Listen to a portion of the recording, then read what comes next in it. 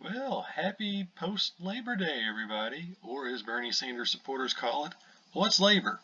Alright, well, we got UFC 215 coming up, and, you know, as much money as Conor McGregor versus Floyd Mayweather made, I mean, look at this lineup. Demetrius Johnson versus Ray Borg. This is a championship clash that we could only dream of. This happens once in a lifetime. I think this actually doubles, perhaps even triples the amount of revenue generated by McConnor Mayweather because, come on, these guys are twice in human history athletes, and it's going to be a barn burner. And the UFC, I think, will make so much money off this that it will be literally absurd. That's all I can say about this. That's me being sarcastic, by the way. Nobody's going to watch this crap. Alright, so Demetrius Johnson versus Ray Borg here. Well, I mean, really, what more can be said? Demetrius Johnson, he's looking to break the UFC record for most title defenses. And Ray Borg is a guy who's like, I don't know, how tall is he?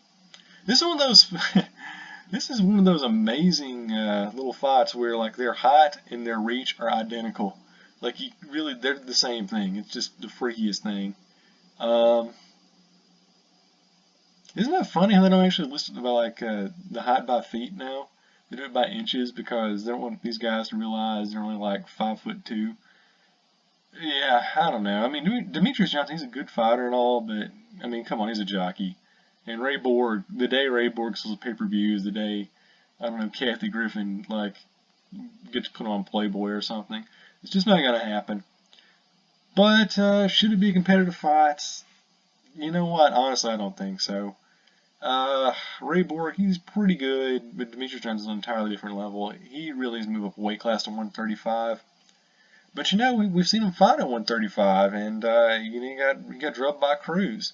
It's amazing how much of a difference that 10-pound weight differential makes between you being the most dominant athlete in the world and a mid-carder for life. Just a really crazy, fluky thing about MMA. But you know, I don't know. It's one of those things where you look at the stats, they all lean towards Johnson's favor, but you really can't rely on stats in MMA. You got to rely on experience. And Demetrius Johnson, he's got a lot of experience in the flyweight division because he pretty much is the flyweight division. He's fought everybody like 2 or 3 times now. And Ray Borg really has nothing in his toolkit to make this competitive. I think he lasts a little bit longer than most. I think it goes a full 5 rounds. But as expected, Demetrius Johnson should win this one. He wins it unanimous decision. No real 50-45. No real competition here at all. Alright, Amanda Nunes taking on Valentino Shevchenko, which was supposed to be the main event for a couple of pay-per-views ago. So, but Nunes got like, I don't know, toxic shock syndrome or something and had to miss the show. So, what do we have about this one? You can go back and watch that video, I think, because it pulled the fight the day of the show. So, yeah, I guess my prediction for that still holds true. I don't think Nunes has really devolved that much over the last couple of months as a fighter. Stats, there's really not much of a point. You know, just move along from there. Doesn't really tell you anything you don't already know. Yeah, I think Nunes wins. I think it's another decision. I think Valentino, she might actually win a round or two.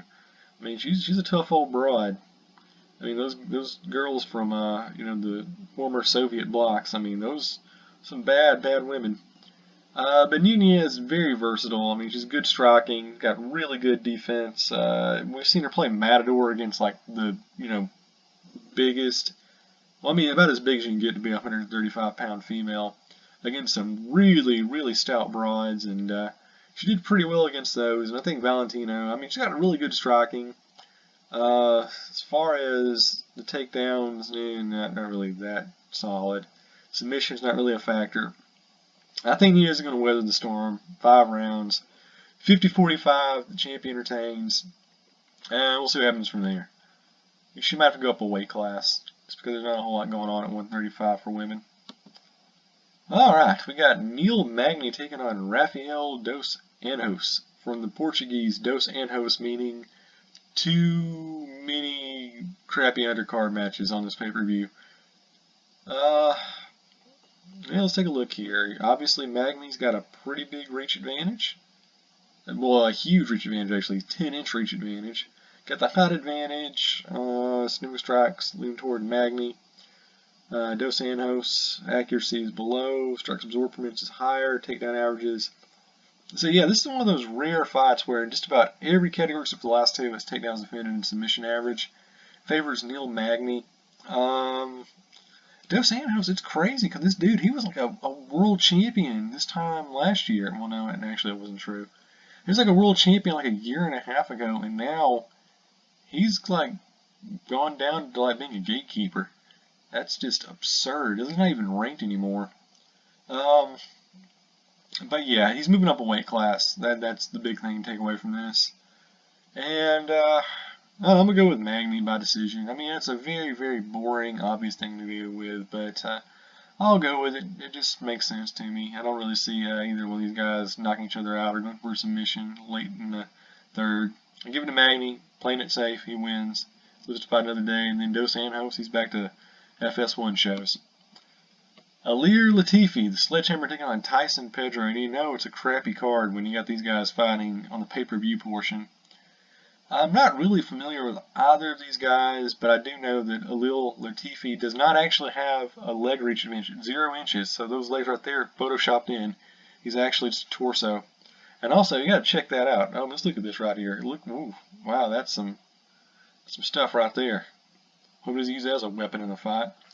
Alright, height advantage for Pedro, reach advantage for Pedro. Pedro is undefeated, he's Australian, and Latifi is Swedish, and you know what? Let's look at the stats here. Takedown accuracy 100% for Pedro. Yeah, Pedro's going to win this fight. Maybe not by a submission, but I think he drubs Latifi out pretty bad. I think he tires. Third round. Probably not enough to get the stoppage, but enough to get a very, very facile unanimous decision. So if you like fights that go the distance, you're going to love this card.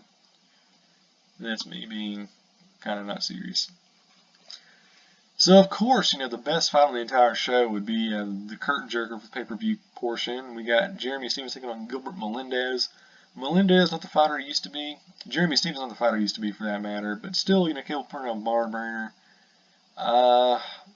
Once again, I think it's going to go unanimous decision. I know it's a boring thing to keep going with that, but I mean, come on, that's just the way these guys play. They're not going for the knockout, not going for the submission, just playing it safe, racking up points, and going on their merry way.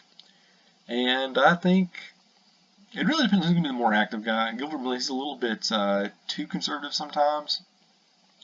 I think Stephens is going to control the action and be the aggressor, and that should be enough to get him up on the scorecard. So I got Stephens by what else? Decision. Alright, so I'm going to drink coffee here and very quickly go through the FS1 prelims. Alright, so we've got Sarah McMahon taking on Ketlin Vieira. I'm going to go with Vieira by second round TKO. Henry Cejudo taking on Wilson Race. These are the guys who fought Demetrius Johnson and got destroyed by Demetrius Johnson in his last couple of fights. I want to go with Cejudo by decision.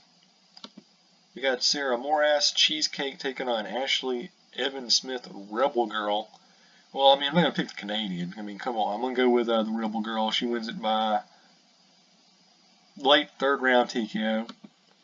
Gavin Tucker taking on Rick Glenn. Once again, U.S. against Canada. I was going to go with U.S. Rick Glenn wins it. Wins it by second round TKO. Fight Pass. Mitch Clark taking on Alex White. Another U.S. versus Canada matchup. Wow, that's kind of the unofficial theme of the night. Not really familiar with either of these guys, but I'm going to go with Mitch Clark by unanimous decision. Luis Henrique taking on Arjan Bueller. Ferris's Arabian brother-in-law in a heavyweight matchup should be pretty. Well, actually, I don't know what's going to be. It's probably going to be totally uneventful. So, yeah, I know nothing about either of these guys, but I'm going to go with Henrique because Bueller is a mysterious shadow person. I never pick mysterious shadow people for anything. And opening the show, it's Canada versus Brazil. It's Cajun Raging Johnson, or is it Raging Cajun Johnson? That makes more sense thinking on Adriano Martins. Both these guys really don't have a whole lot to say about them. Not the most impressive careers in the world. But just going by the stats, I'm going to give the slight tilt towards... And they don't tell you the age anymore. That's weird. I'll have to use a different metric criteria than this. This is not working for me. I was going to go with Cajun. I mean, he looks younger, and Adriano Martins has a really dumb mustache, and I'll pick guys with dumb mustaches. Alright, so there you go. That's my UFC 215 picks. A lot of unanimous decisions, not really smelling any upsets. And, you know what? Going from Mayweather and McGregor to this tells me one thing and one thing only. My goodness, is the future for MMA oh so bright.